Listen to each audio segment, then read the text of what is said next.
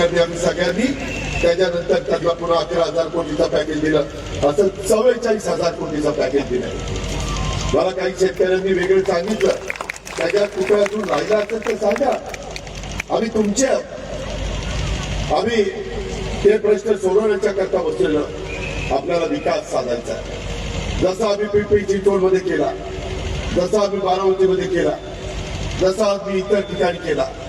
वेगवेगळ्या शहरात जर बकालपणा असेल, मी त्या दिवशी चुकीचा शब्द वापरला भिकार म्हणून, तो शब्द मी वापरायला नको होता, त्याबद्दल मी दिलगिरी व्यक्त करतो.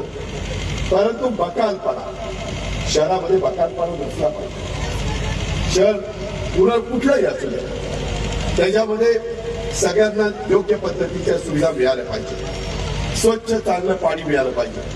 पाणी खराब मिळालं तर त्याच्यात रोगराई पसरते. अंडरग्राऊंड ड्रेनेज पाहिजे.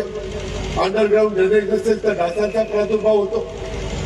त्याच्यामध्ये कुठेही चुकीची झाडं, वेडाबाबळी वगैरे आल्या तर त्या काढल्या पाहिजे, तिथं स्वच्छ केलं पाहिजे, चांगली झाडं लावली पाहिजे, देशी झाडं लावली पाहिजे. ते करता येतं. वेगवेगळ्या योजना आहेत. राज्यांनी पण यंदा